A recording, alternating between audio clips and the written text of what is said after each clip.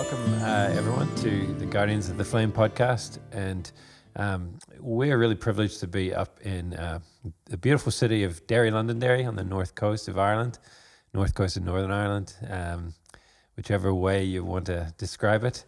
While we're here, we're interviewing a few different people, and we're going to release these podcasts over a few weeks, and so I'm not sure what order they're all going to come in. But today, we're really privileged to have two very special people, Kathleen Gillespie and Anne Walker. I was involved with Stephen Travers, Eugene Reevy, Alan McBride, I think, in a Truth and Reconciliation platform event in Lurgan a couple of years ago. And Kathleen spoke there. And she told her story, and I just remember I was meant to be chairing the thing, and I was trying to hold back the tears and, just keep it all together and look like I was a professional, But I was very moved that day, Kathleen, and I thought one day I've got to be able to get hold of her again and, get an interview with her. So as we were organizing this, Kathleen said, "You've got to get my friend Dan." And then I'd heard your story as well. And then so we're delighted to have the two of you. We're going to hear their story and let them tell it in a sense.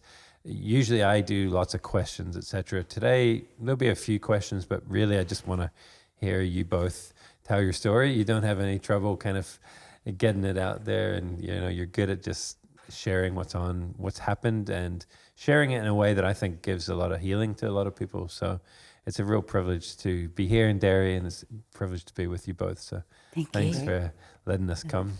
Thank you. So could you just, for a wee start, just maybe both of you just introduce yourselves and kind of where you're from a little bit, and then I'll go and ask Kathleen more in depth about your past. So, well, very briefly, as you've heard, my name's Kathleen Gillespie, and I live in Derry, and I call it Derry. Those in the know will know the difference. I was married to Patsy Gillespie for 20 years. We had 3 children. And just very briefly, he was employed as a civilian worker by the Minister of Defence in Derry. And he worked in a local army camp in the kitchens. And he was targeted by the IRA. He was kidnapped from our home. We were left being held hostage at gunpoint. And he was chained to a van and used as a human bomb. That's basically what my story is built around, which we'll go into more depth about later. Yeah, and we'll go into the story in more depth, but it is I think it's one of those most tragic events of the Troubles, and so thanks, Kathleen, for giving us your time and letting us kind of dig into that real painful time. You're welcome. And tell us briefly your background. So briefly, my name is Anne Walker. I'm from Derry. When I was 3 years old, my uncle was killed on Bloody Sunday, and my parents brought myself and my sister back home from Wales.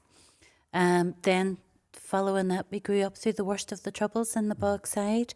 And at the age of 18, I was approached and asked to join the IRA, and that's what I did.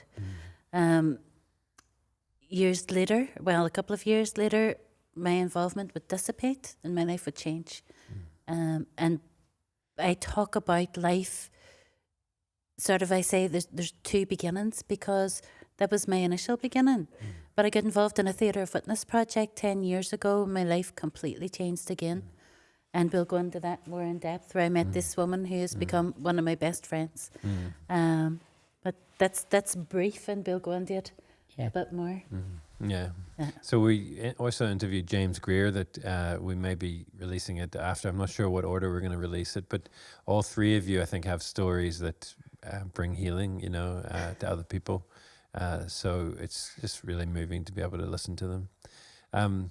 So Kathleen, why don't we start with you and hearing the story. Your husband, Patsy, had was murdered in a really horrendous way. But I loved when I heard you 2 years ago tell your story. You had a lovely relationship, obviously. Can you tell us about how you met, your relationship together, and then, of course, the events of his death and what happened with that? Well, I was I lost interest. I met Patsy when I was 16, and I knew the minute I met him that I wanted Patsy, and normally I get what I want, and I did.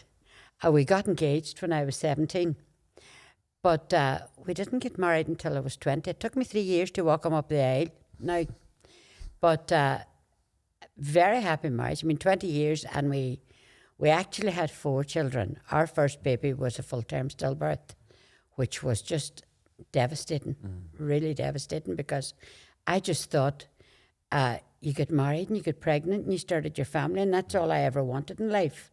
Never wanted a career, just forgot about my education and just wanted to get married and have my own family.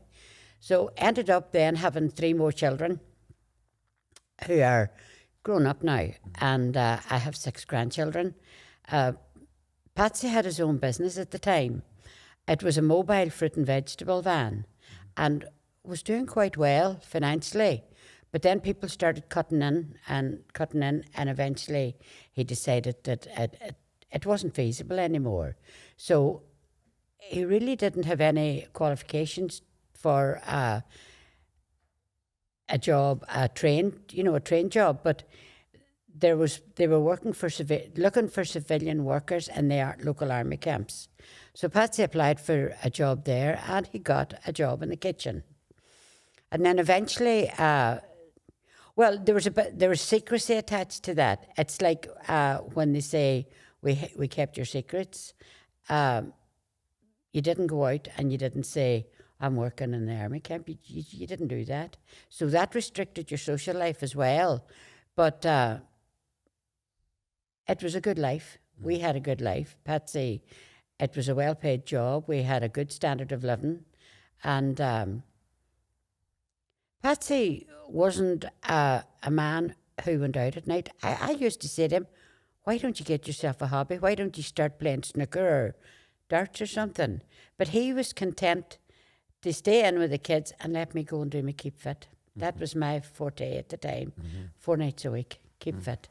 So Patsy babysitted, and it was great, and we had a good life. Can I just ask, maybe just make one comment, because probably about half the people who listen to this aren't from here, maybe live overseas, and just to kind of clarify our kind of conflict, if you like, in this country was a British-Irish conflict, I suppose. British usually saw themselves as Protestants, Catholics saw themselves as Irish.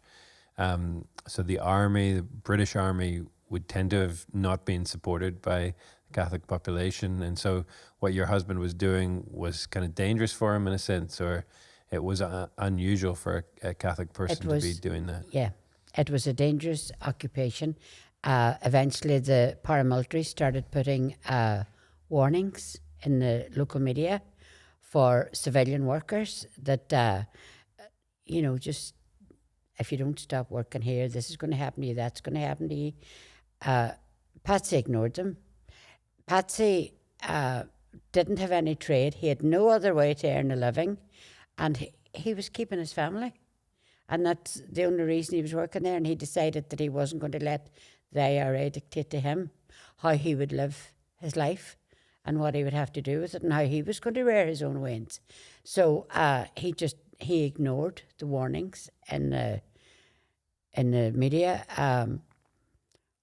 We had one incident 4 years actually before his death, where our house was taken over and we were held hostage, and Patsy was forced to drive our car loaded with 200 pounds of explosives into the camp where he worked.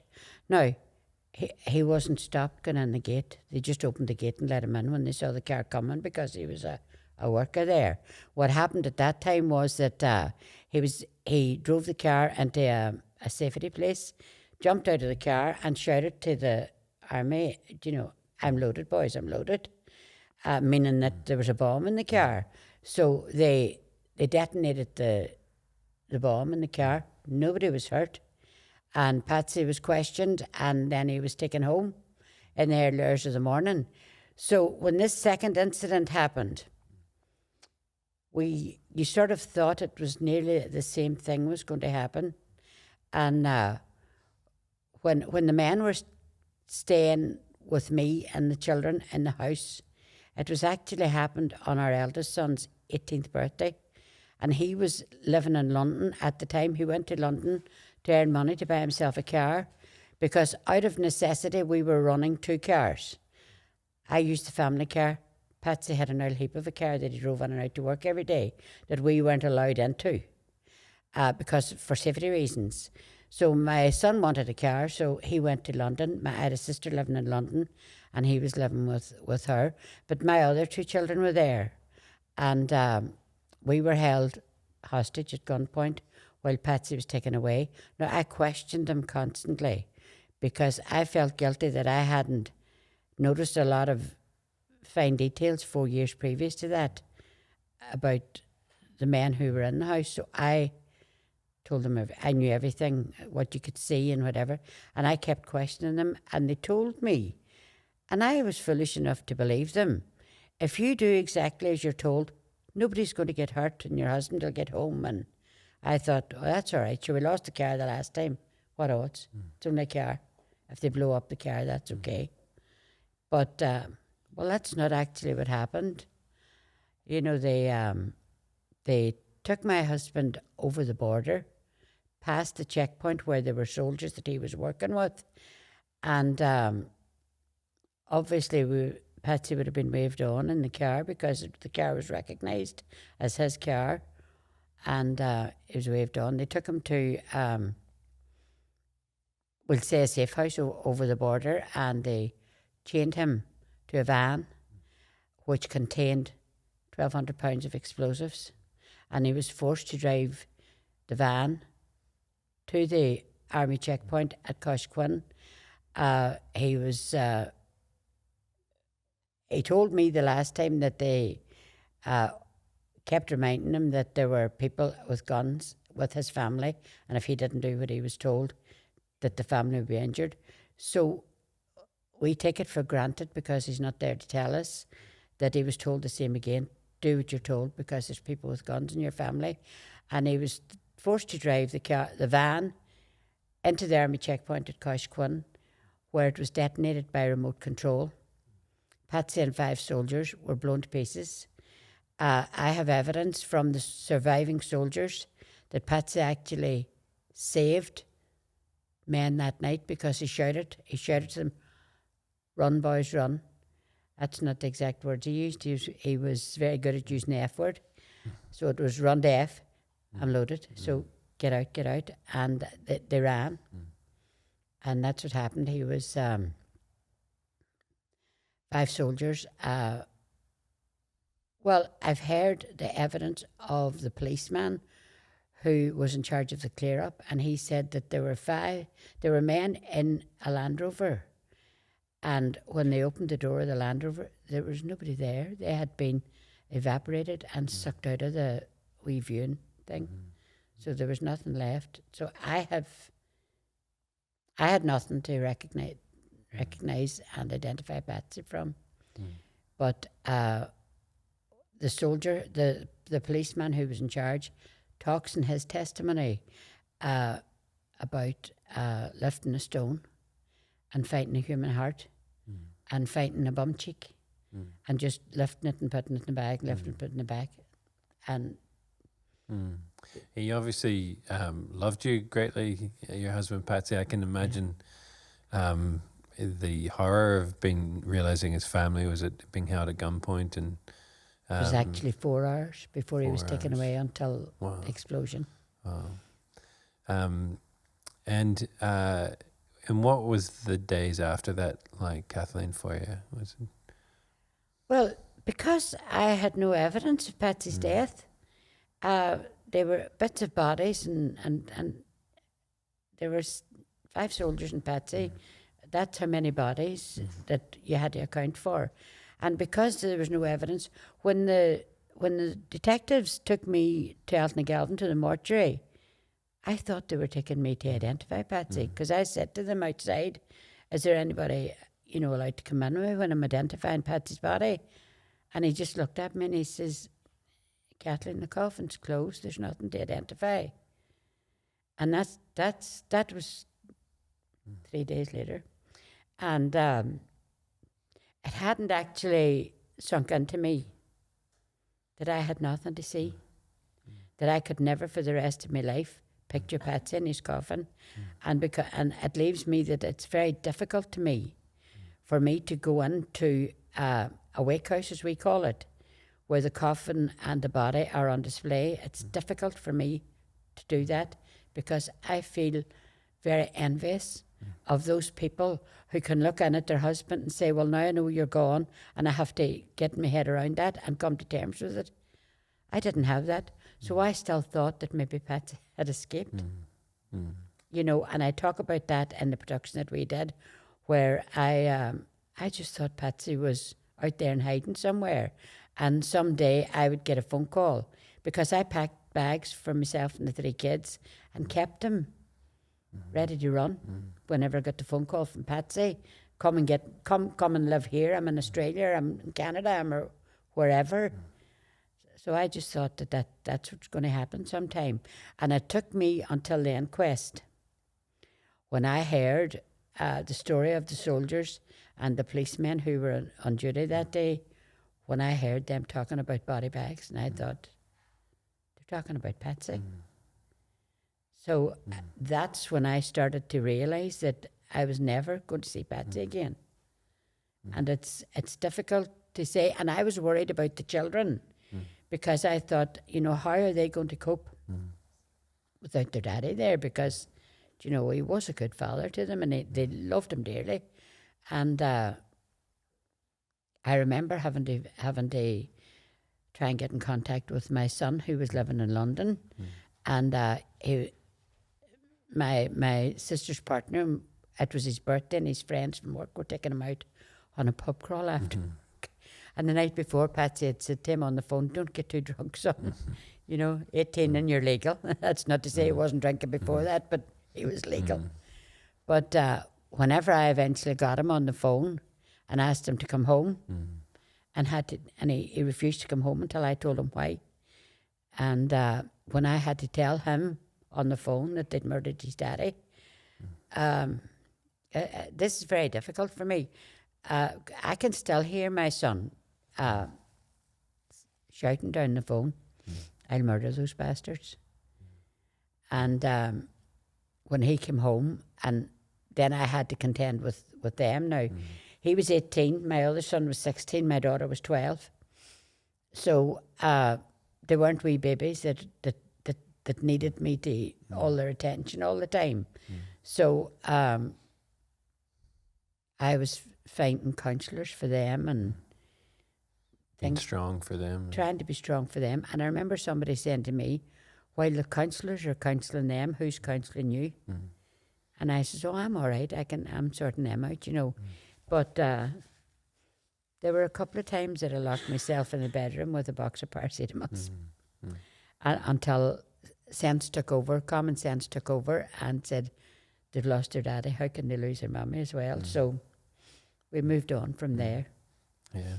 I heard you tell the story once about your husband's gravestone and what you put on it. What was that? Yeah, well, when I was looking for a gravestone for Patsy, you can imagine that the anger and the hatred that I felt towards the people who committed this crime.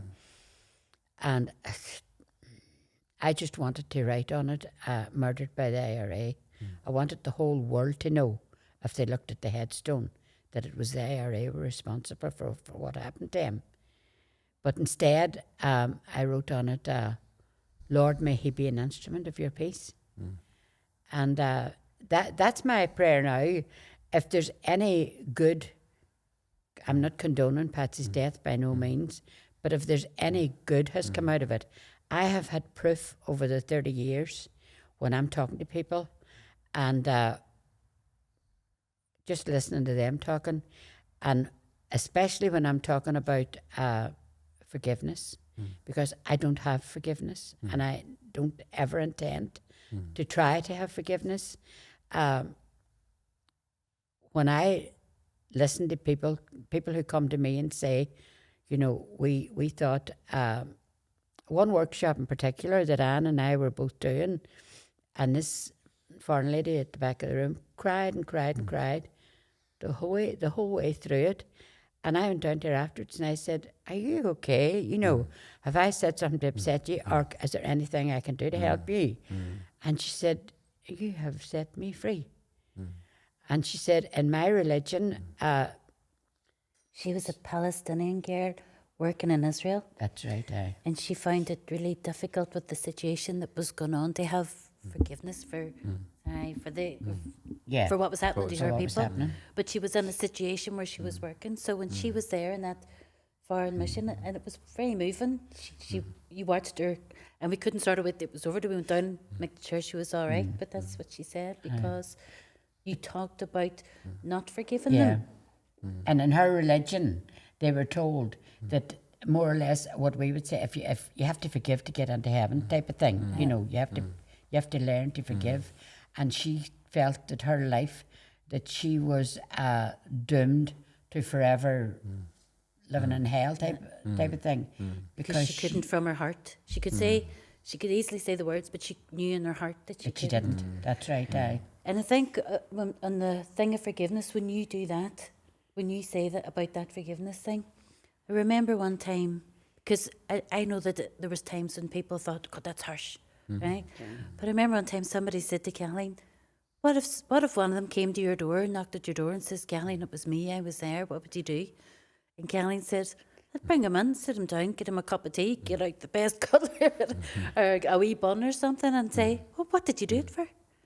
And it's that thing about forgiveness where it is such a whole other conversation. It is such a big thing, and it's a personal And it's thing. individual. Yeah. And James touched on it earlier. What we really want to be able to do is to understand. And for me personally, when I came into this, I'll tell you my story. I didn't come into this for forgiveness. It wasn't about me looking for forgiveness, or any of the other participants for that matter. But I think when you understand, it's that need to know why. And then when you can build up a relationship, then the forgiveness part of it goes out of the equation and the human part of it comes in. Right, You know? Well, But you I would, think if it seems like if forgiveness is a word, like you're describing that lady that you met in the Middle East, you know, then it's not a helpful word. It's bringing much healing. It's kind of almost adding more pain the to word the forgiveness situation. is a cultural word, and it's a religious word, and it can be used to hold us to ransom to heaven or hell. But I think, And whenever we think that we have to be that person, that forgiven person, or have to give forgiveness, as I say, you can say the words according to your culture or your religion or whatever. I don't even say the words. But if you can't feel it from your heart, then you're lying to yourself. Yeah. And I think forgiveness is a whole other podcast, right? But I think there has to be a process, an understanding, relationship. And when you're in relationship with somebody, like myself and Kathleen have been in relationship for the past 10 years, then that goes out of the equation. And humanity comes in. Yeah. Yeah. Well, you're sorry. But I love that story about Kathleen saying, "I'd bring him in, give him a cup of tea and ask him why." Yeah. Well, For it's me, so that was human, more powerful than... Yeah, well, it really would. I would love to hear it from somebody who was involved in my husband's death. I would love to hear why they thought that was an okay thing to do. How can anybody just sit down around a table and plan such a horrific thing against another human being? And I keep thinking, especially against a good human being, why are all the bad people alive and the good people are dead? You know, bad things happen to them. How can they condone that? How can they think it's okay to chain this man to a van and him knowing that he's going to die? And he had 4 hours from he left the house. He took him away at midnight, and the explosion was at 4 o'clock. And I think of those 4 hours as his purgatory, because to get over the border, the people in the car with him must have had to take their masks off. So from that moment, this is only my way of thinking, from that moment on, he must have known, I'm going to die, I'm not getting out of this because I can recognize these people. So he had another 4 hours of that, wondering, how are they going to kill me? What are they going to do? Like, I know now that they couldn't hurt him physically because they needed him to do this work for them. So it couldn't be physical, but the mental. And I remember talking to a Holy Father about this 4 hours. I said, it just tears me up, wondering what he was going through in that 4 hours mentally. And he said, you look on that as his purgatory, and he went straight to heaven. He went straight up, and he says, so will you, because you've been through it as well. And so I've had it from a Holy Father that I'm going straight to heaven. So that's fine. But, you know, there's just, as Anne says, this, bring a man, sit him down and ask him why. I would love somebody to tell me. Yeah. Thanks, Kathleen, for telling your story. Yeah, I'm just reminded, thinking about your husband in those 4 hours. I remember reading a book quite a long time ago, Viktor Frankl. He was a Holocaust survivor, and talked about one day having to do this horrible march, but through the snow and armed guards, and on the march his friend was walking with him, said, do you think about your wife? And he said, yeah. And then he started to think about his wife, and he said for the next several hours as he walked, all he could think about was his love for his wife, you know. So I can imagine your husband, you know, was, a loving guy, probably in those hours was really encountering a real depth of love for you, I'm sure, you know. And I think your story, as you share it, is it's honest and it's human, and as you said, I think it can be very healing to people. So thanks for sharing that, Kathleen. You're welcome. Yeah. And Anne, tell us your story. Tell us that. I've heard it a couple of times in different formats, and it's also very moving. Well, I say I have two beginnings, and one of them was 10 years ago when I met Kathleen through the Theatre of Witness. But originally, whenever I talk about my uncle being killed on Bloody Sunday, and that my parents brought me and my sister home from Wales, the reason that we were in Wales was because my father was serving in the British Army. He was in the RAF, which wasn't unusual at the time because there was no work. So a lot of people from both sides of the divide were friends and brothers working in the British Army or the RAF, as my daddy was. And when we talk about the British-Irish thing and the Catholic-Protestant thing, during civil rights, it wasn't such a strong case of that. People stood together, no matter what religion, they stood together fighting for housing, fighting for better jobs, fighting for equality, fighting to work at home. So it wasn't unusual, but it was a difficult time. My mama lost her brother, and we were supposed to be getting stationed in Hong Kong. So my mama loses her brother, and I remember the airplane ride home. I remember coming into my granny's house, and the house being filled with people, and there being a sadness, but our relatives and our aunts and our uncles making a fuss of us. And then after that, everything was about the Troubles. It was 1972. What I don't remember is it must have been horrific for my mummy and daddy, hearing the news in Wales, coming home in the plane. We got into a car in Belfast and drove to Derry. My uncle came to collect us. So it was me, my mummy, my daddy, my sister, 3 uncles in the car, driving home to this news. And then we lived in my granny's house. The rest of that year, my mum and daddy managed to get a house 3 streets away. So instead of being a military kid growing up in Hong Kong and everything that went with that, not only my future changed, but my parents' future changed. Everything changed. Grew up in the Bogside, through the worst of the Troubles, through the hunger strikes, was at more funerals.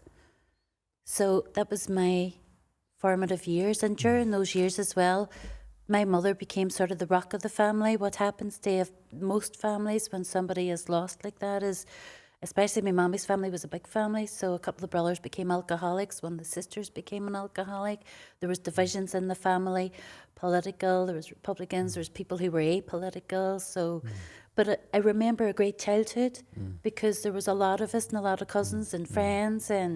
But I also remember the raids, the guns, the bombs, the being pulled in from the street because things were getting too dangerous, being woken up to an explosion outside the house and coming up out to the street and looking down the street and seeing all the neighbours and up the street and seeing all the neighbours in the bomb squad who had... Was it the bog side? At the bog side. Yeah. But the bomb squad had detonated a suspicious vehicle that was outside our front door, and they'd cleared the whole street but left us in there. My mammy shaking the glass off my young brother. Going to bloody Sunday marches every year, being stopped every day. And during those house raids, my mommy got arrested out of the house one morning. My daddy got arrested out of the house another morning. That was normal. That was normal life. I hear people now talking about the many times they're stopped by the police because they're a certain colour, they're a certain religion. And it takes me back to those days. And I think, wow, they could stop 6 times a year, could stop 6 times a week. And I actually feel guilty for thinking that because I wouldn't wish that kind of life on anybody. And I suppose between the hunger strikes and all the funerals and the deaths and neighbours dying and people going to jail, visiting the jails, and that was my normality.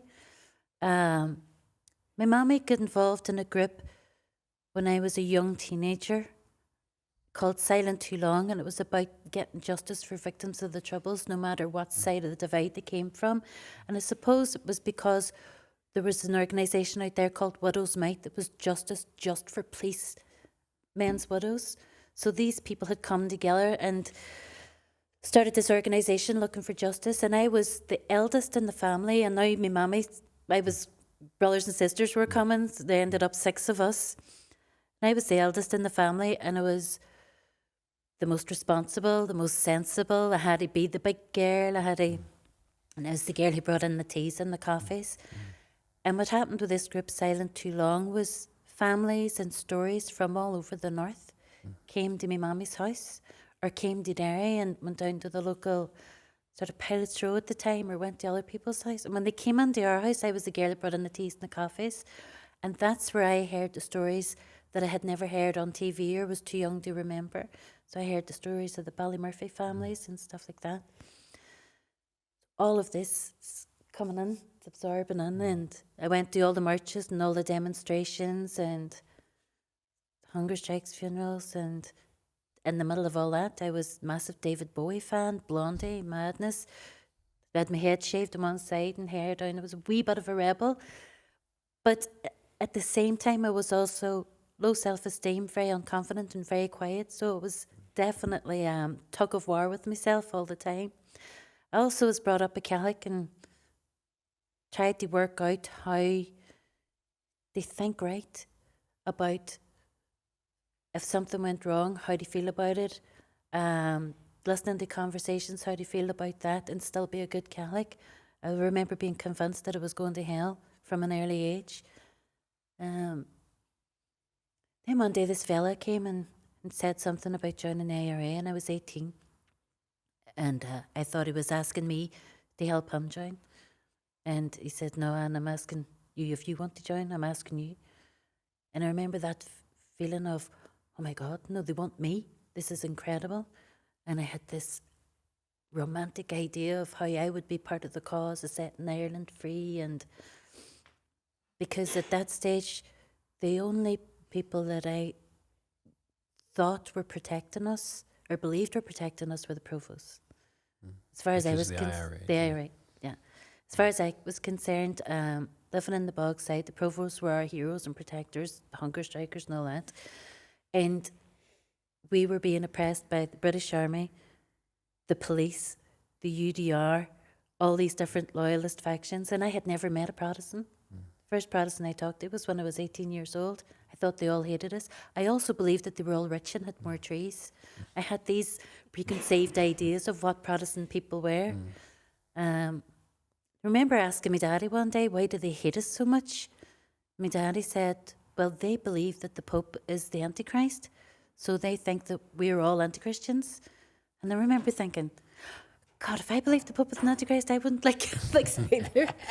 And trying to, my daddy was always great at looking at both sides or trying to give explanations. My mommy was hard, bitter, angry. She'd gone through so much, and there she was growing up in the Bogside, trying to bring us up, trying to keep us safe, trying not to be angry in front of us all the time, but always having something to be angry about. So I had sort of like both sides of the coin with them too. I joined IRA and thought, that's it. It's going to be, somebody's going to listen to me. I'm going to be the answer. Thought I was going to save everybody. Part of my story before that as well, I would have stayed in my granny's house a lot. And me and her would have talked about how we would sort this country out. Part of my story is that when I was 13 years old, I talked about being responsible and sensible and had to be the big girl all the time. I was too old for my years. I looked older. And when I was 12 years old, I started going out with an 18-year-old boy. And back then, that was trouble. Now it's really bad, like now. But he showed me a gun when I was 13, as he would have been involved. And there's all of these things that sent me down that road. But what I will say as well, my sister was only a year younger than me, and she experienced all the same stuff that I did. Probably being a different personality, that she didn't follow that road. And there's actually studies as to why this happens in a family, and it's usually the eldest one, the most responsible, takes on those responsibilities of trying to save and help everybody. But that's another study, another story for another day. I digress. So now I'm in the provisional IRA. I'm sworn in. James talked earlier. I was assigned to be a quartermaster, and thinking that I was saving Ireland and saving my people, and The and it all. quartermaster's job, what was that? What did you have to do then? Being a quartermaster is moving guns and explosives around and providing the active service units with the equipment and the weapons that they needed for what's Their the right activities. word? For their activities. And also safe houses. Finding safe houses and bit of training. And I can't really say much more than that. Yeah. Right? But my OC, officer in command, took a notion on me. So I spent a lot of that time trying to avoid him, because whenever I didn't get to avoid him, he was sexually harassing and abusing me. And I was in a situation where I was keeping secrets and couldn't talk to anybody or couldn't tell anybody, and I was a wee bit afraid of him. And I didn't know how to say no, and it was really difficult because it was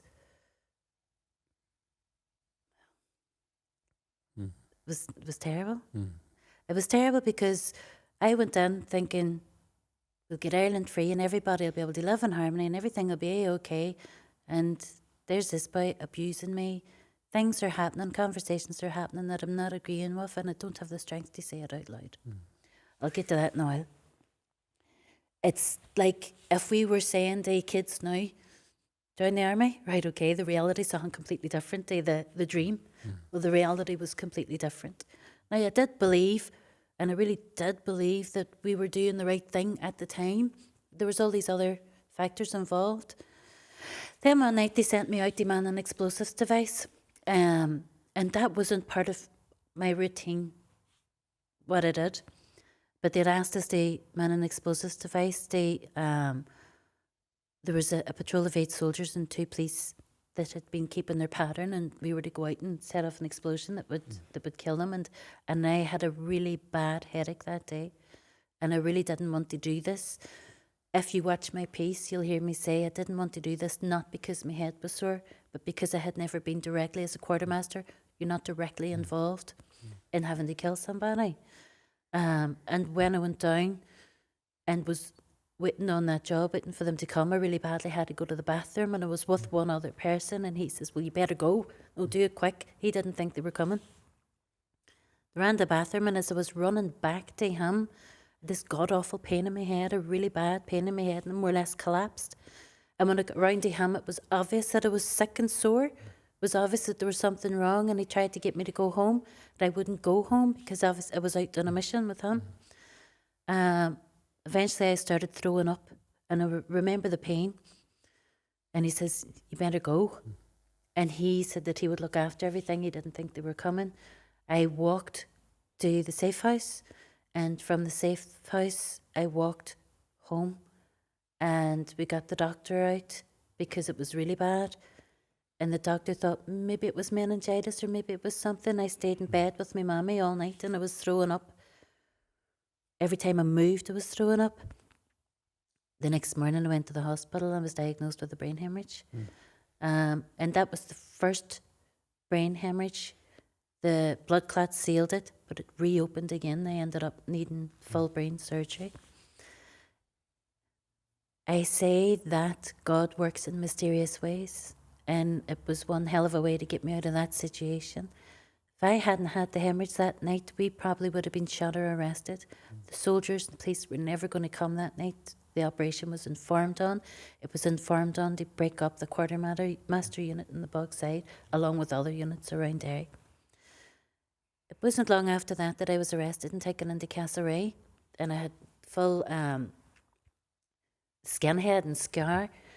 And it's funny because in Castlereagh is one of those first places where I rehumanised the other, because Castlereagh was very difficult.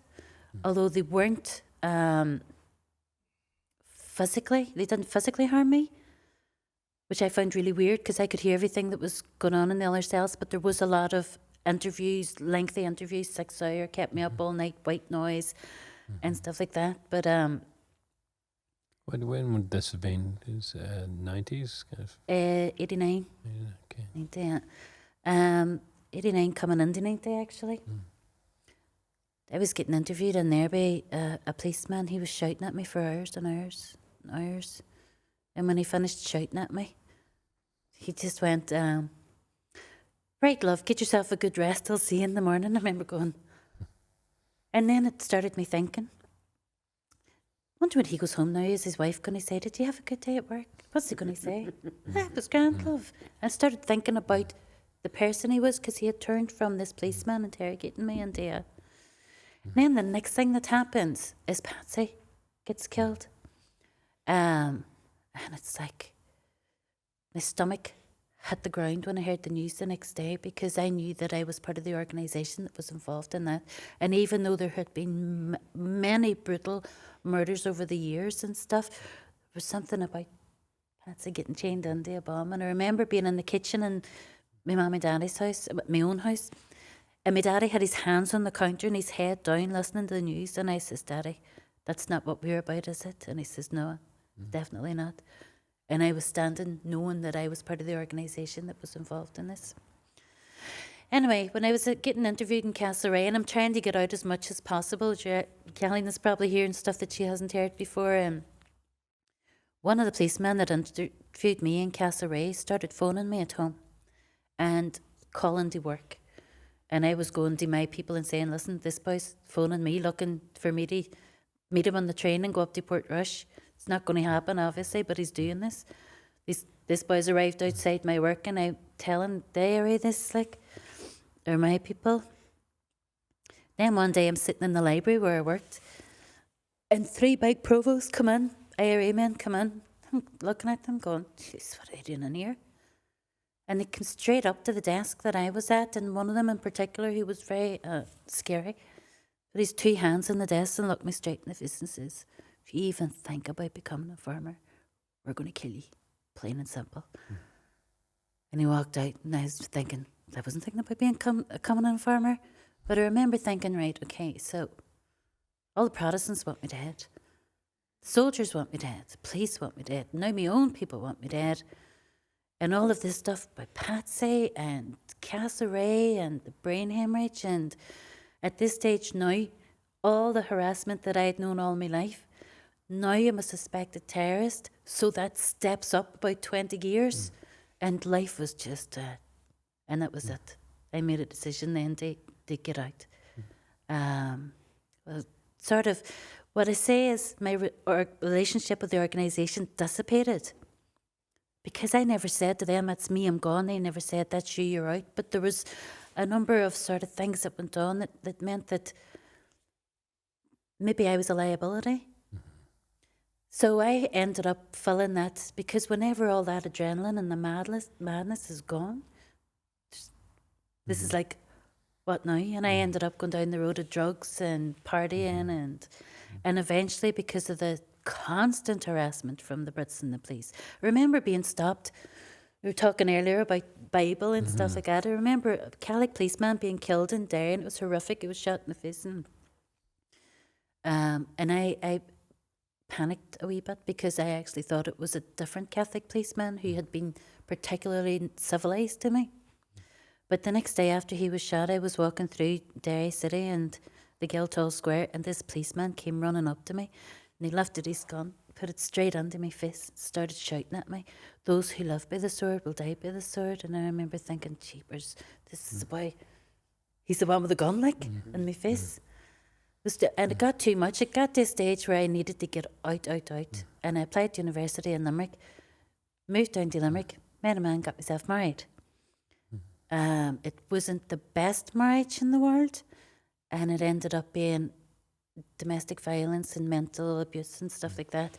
I came home in 2001 with my son Asa, and I'm one of those people that everybody thinks, no bother to Anne, she can manage this. No bother to Anne, she'll get on her feet again. I didn't know how not to, because back then it wasn't a case of get you some tablets for all that pain you're going through, or we'll get you a counsellor. Back then it was, get up off your feet, get on with it, you'll be grand, or you're responsible, you're sensible, of course. And so I started again, came back home, started again, and met a man in 2003, 2004, which is really interesting, because this particular boy, we talk about connections, he's a connection with a whole lot of us. He's a yoga teacher and a counsellor, and when I met him that day, I was selling business cards at the time, he said, "Oh, hey, Anne, God, I haven't seen you in ages." And I'm looking at him thinking, having a clue who this boy is, but he obviously recognised me, and we got into a conversation. He remembered me from visiting the jails, which was something we all sort of did, but he also knew a wee bit about my story, because he was ex-IRA. So he knew who I was. We got into conversations, and during conversations with him, we talked about Patsy's death. And he told me that when it happened when he was in jail, and that when he was in his cell and the news came through, he heard prisoners going, "Way, we got 5 soldiers, we got 5 soldiers." And in his cell, like my stomach sank to the ground. He said his stomach hit the floor, and he's going, "What are we doing? What's this about?" And he had made a decision that when he got out of jail, that he would turn his life around, he would go down a different path. And in jail, like me, he kept that secret. He kept that feeling inside. But it was the first time I had heard somebody say it out loud. And he was telling me about this peace process he'd got involved in. He was going up and down to Glen Cree. And I was looking at him going, I want some of that. Glen Cree's a peace centre. Peace centre. In I want Dublin. some of that. But I was too busy trying to set my own life up as a single mother and all the rest.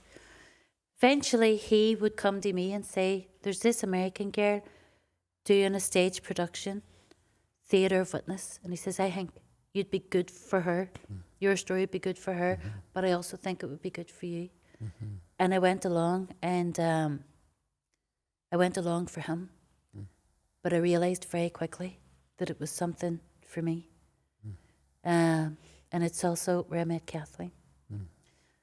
Whenever I went along to this Theatre of Witness, the interviews with Taya Sepanik, initially I couldn't speak for crying, because all this stuff was coming out that you had never that I hadn't you had never talked told about. anybody, or very little people knew. She actually said to me, I don't think you're strong enough for this. And then she says to me, and by the way, Kathleen Gillespie's in this production, and if she can't work with you, you're out. So I sort of had a mountain to climb then.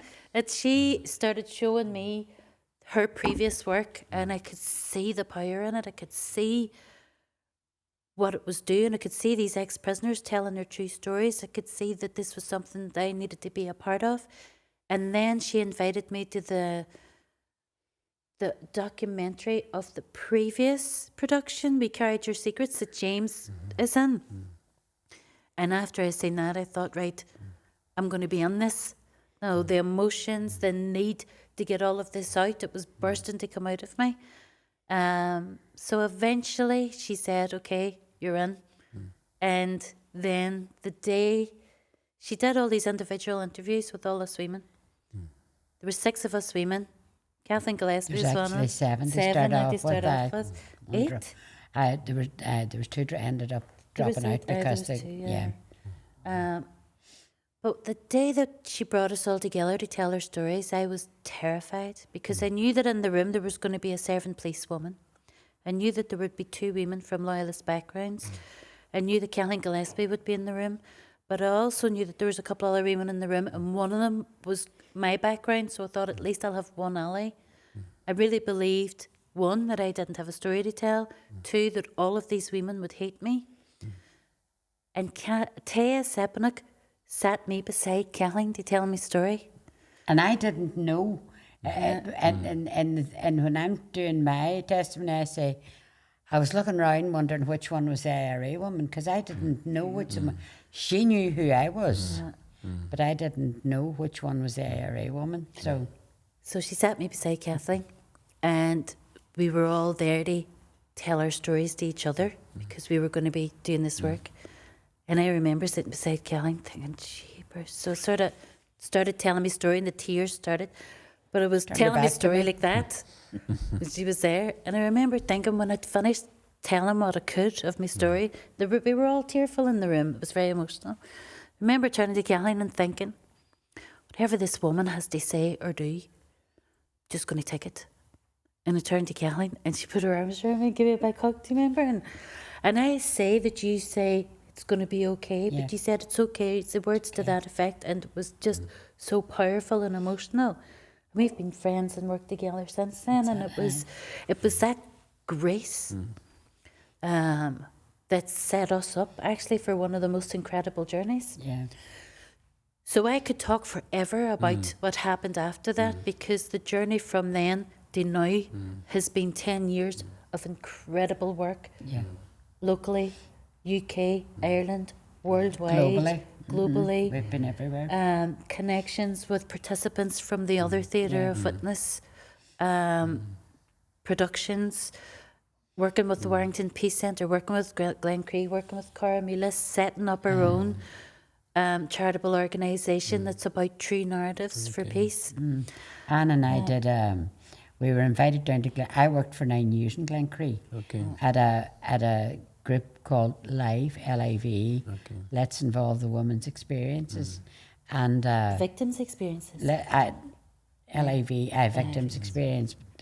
Anyway, I went up and down there for 9 years, and that's where I did all the training that I have. As I say, I could plaster the walls with certificates for doing working with groups and participating and facilitation courses, and listening ear courses and mediation and all that. And I went through all that and worked with all these people, and I met people from. I actually met the fathers and families of a couple of soldiers who died in the bomb with Patsy. They came over to Glencree, and I had been working. The difference between when Anne and I met was that I had been working. I had gone through a program where I worked with ex-paramilitaries down at Glencree. They were invited and they did a panel and they did things like that. And I was quite accustomed to working in workshops with ex-paramilitaries and that. But you weren't so fond of the idea at first? No. At first I ran out of the room. And I shouted at them, how do you expect me to work with these people? How do you expect me to do this? Why are you asking me, do I want to do this? But then when I went home and thought about it, I thought, well, I mean, I'm the perfect person for a job like this, and if I can do it, anybody can do it. And so if you couldn't do it, why would you expect anybody why else would I to? expect anybody else to do it? So then I got, I was working there for about, it's 10 years ago and Patsy's dead 30. So it was 20 years I was working among the peace and reconciliation sector. And then I got a phone call inviting me to the premiere of the show that James was said in. We carried your secrets. We carried your secrets. So I went to that, and they said to me when they phoned, "We're asking you to come because they're talking about Patsy's death during it, and we don't want you out in the town." And somebody stopped and said, "Oh, I was at the Playhouse last night, and they were talking about Patsy's death. Bring whoever you want with you." So I took my sister and my best friend at the time there and with me. And when I saw what these people were up on stage doing, I thought, "Oh my God, this is it's unbelievable what they're doing." And I just couldn't believe that one woman was the instigator of all this magic that was going on. Do you know what was Powerful unbelievable? Powerful. So of course, as soon as it was over, I stood up. I first up. You know, I always was first up at a Q&A. I'm not Shy. backwards for coming forwards. So I stood up, and I just said, "I'm Kathleen Gillespie. I'm Patsy Gillespie's wife." Well, there's all dairy people there, and they kind of all knew who I was anyway. And I congratulated Taya on what she had done and on the bravery of the people who stood up. And then I just, when it was all over, I went straight over to Taya, and I said that I wanted to talk to one of the participants because he was very upset, and I really wanted to talk to him. And anyway, I talked to Taya, and she told me that she was going to have a new production. She was looking for 6 ladies who are involved in the Troubles. And I said, "Can I please be involved? Can I be involved in this?" So Taya seemingly was very happy about that. Once told me after, she came into the green room and says, "Guess who I've got? I've got Kathleen Gillespie," you know, and all this. So that was encouraging for me. So I was prepared to meet Anne. But poor Anne wasn't prepared to meet me. It's terrified. It turned out all She right. was terrified to meet me because she said what she says, that she had heard I was a tough cookie. Yeah, But I'm not. No, I'm soft. No, I'm a big yeah. soft heart. It just seems that two of you, and even with James earlier, you can hear just the power of story and being able to speak things out. And often, for many people, particularly in places of conflict, there's secrets and there's things that you can't tell. And there's something very healing about being able to speak your truth. One of the most important things that's happened over all these years, if you look at the dynamics of myself and Kathleen, and you had James, who's ex-UDA on earlier, and we work with ex-police, ex-soldiers, ex-paramilitaries and combatants, victims and survivors from all through the Troubles. But if you see us all together in a room, sitting around a table chatting, you couldn't say, "That's IRA, that's UDA," because all those labels, they're all gone. Yeah. And we are in relationship with each other. We see the human behind, and that's because of that outpouring of truth and the understanding and recognizing the other person's journeys. And we've seen it happen time and time again because we've been able to bring this work to communities and workshops where we're not telling people what to do or what to think. Love me, this is who I was, this is who I am. We're telling people our own true stories, but what they see is relationship. And our truths seem to hold a mirror up to people where they can see themselves or some of their stories, or compels them to be truthful. And we've had some of the most incredible experiences over these past 10 years where we've seen the transformative nature of this type of narrative work. And even in our own families, because all of our families have been affected. In my case, when I arrived home to my parents and said, "I'm going to do a play," they were like, "Yay!" And I says, "I'm going to do a play. I'm going to be telling people for the first time I was a member of the IRA." They were absolutely devastated and didn't support me, didn't even come to productions. I'm the eldest of 6 children. There's 3 older ones, an 8-year gap, and 3 younger ones, and it was the 3 younger ones who came and supported me.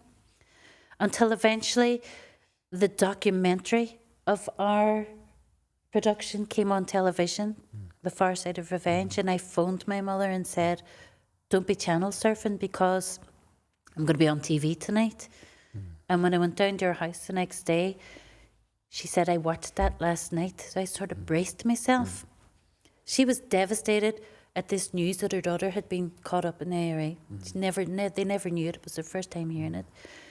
she was also had people in the background telling her, don't be letting Nan go on stage and say that stuff. It's dangerous. She can't do it. And so she was worried about me and my daddy. But what she said whenever I said, okay, what did you think then? She said, I didn't protect you. So it wasn't about what I had done. It was about what she felt as a mother, even though she tried her best that she'd failed to do. That generated a brilliant conversation, and now she's one of my biggest supporters and is behind me all the way. One of So the there's been things that Anne's not telling you in that wee story there is that part of the documentary was filmed in her mother's kitchen And my mommy didn't know. without her mommy knowing, which meant that there were ex-soldiers, ex-policemen and all in her kitchen when she was out.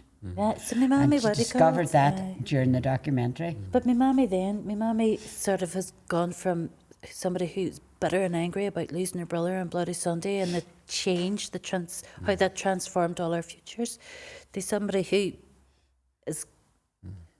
gives corn bread to James. He's ex-UDA and has a James in her house, police in her house, soldiers in her house. She has become the person who brings in the tea and the biscuits. So the transformative nature, even in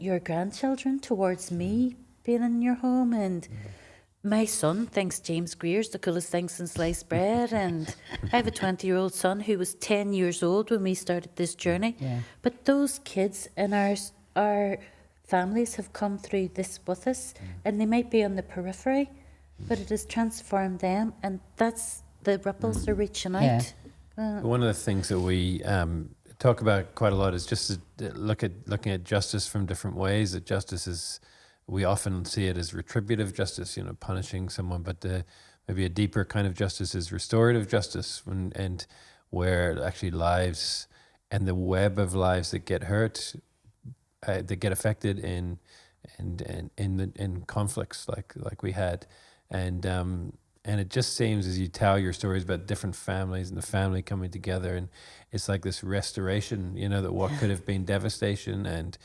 there's something very beautiful about that. And even you finding yourselves, each other, and the humanity in each other is a very beautiful thing to. Well, we to talk see. about showing people the possibilities. Yeah.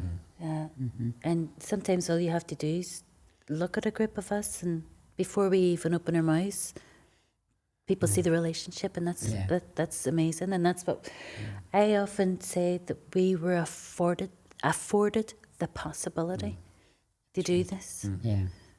And like James said earlier on, all these bits and pieces are the reasons that we're sitting here, and the reasons that we are able to go out and tell our stories and show what's possible.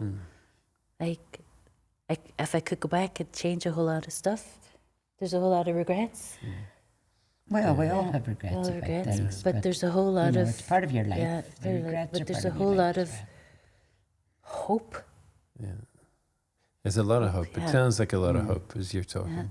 I wonder, we've probably gone as far as we can for now. I mean, I personally could listen to you for a long time. Lovely stories, and just you just tell it so honestly, I wonder, there's part of me wasn't going to ask this, but then I thought, I do a lot of work in the religious sphere, and I think a lot of those people sometimes don't always hear some of these kind of stories, and I'm not really looking for a nice little religious kind of thing to end it with, but I'd love to hear. One of my life's journeys, I suppose, is trying to help particularly people in places of conflicts, particularly religious people, take responsibility for what's happening and get involved and not hide behind theology or Bibles or things, but really get involved with people and help them.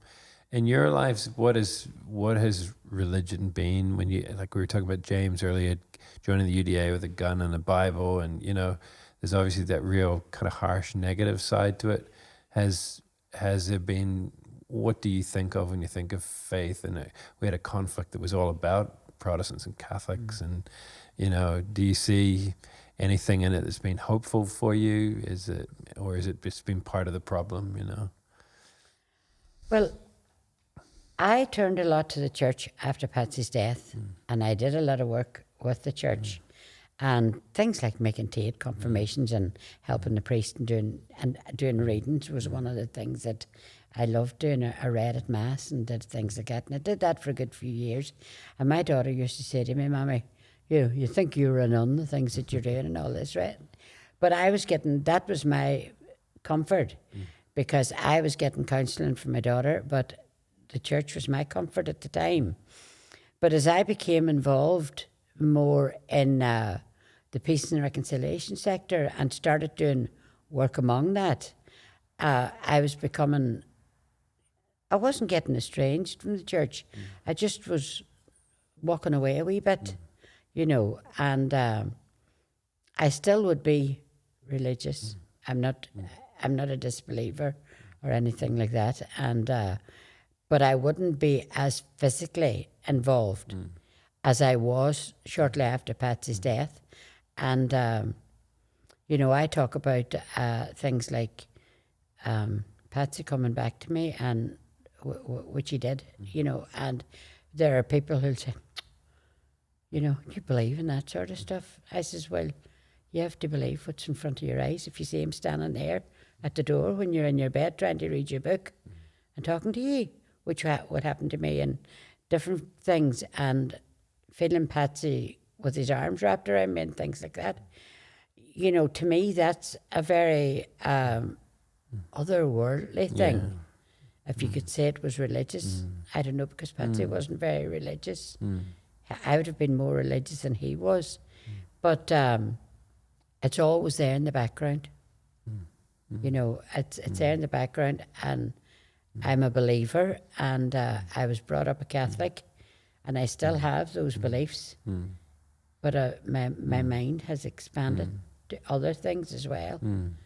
That's so lovely. It's still there. Yeah, well, you've maybe transcended just kind of religious boxes to become more fully human, and fully yourself, and That's a good. I remember that. I found there was parts of being a Catholic that I loved, but I found it so difficult. I was see the guilt. I was convinced from a young age I was going to hell. I remember crying in bed one night, and I think I must have been about 11. And my daddy's sitting down saying, "What's wrong, love? Are you all right?" He says, Daddy, I don't want to die. I don't want to go to hell. He says, "You're not going to hell." I says, "I don't want to go to heaven either, because God knows everything I've done." And I remember at 11,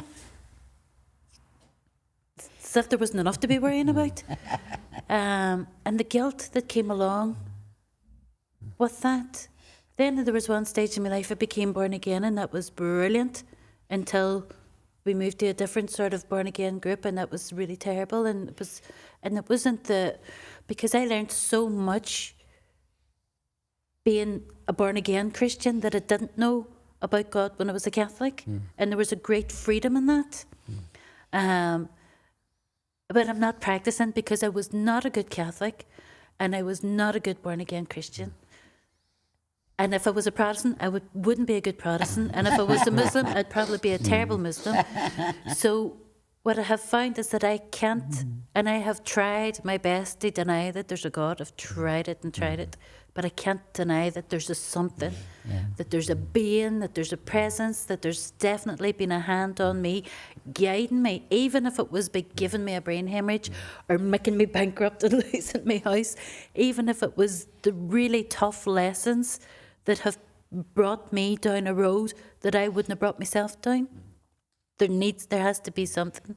But I have believed that religion is don't be religious, it gets in the way. Is there something bigger than that? My daddy worked in DuPont during all the troubles, and there was Catholics and Protestants, and there was never much trouble between them because they were all workmates. But there was an argument at the table one night where they were all having lunch or a bite to eat, and everybody was freaking out about something or other in the news. And a Protestant man stood up and he said, "Love God, love your neighbour, and everything else will fall into place." And I think that that's powerful. At the end of the day, if you can just love, and if you and it all falls into place. Love's the answer. John Lennon. Yeah. Well, I think you're just, I think, beautifully talking about being human, about loving. It sounds a lot like the best kind of Jesus to me, and not a bunch of little boxes and things that hoops that we've got to jump through, and it's not a lot of fear, it's not a lot of guilt and shame and all that stuff that just only leads to negativity. And I think you're both beautiful stories of how in the midst of devastation life can come, and that's hopeful for me as I think of other situations all around the world, that there is hope, and so I want to thank you, Kathleen Gillespie. Thank you, Anne Walker, for being here, inviting us up to Derry, and just your lives and your example, your honesty, and I hope that as you have talked about your own lives, I hope those listening can really experience some kind of degree of healing through hearing your story. So thank you so much. Thank you. Thanks for listening. Thank you. Okay.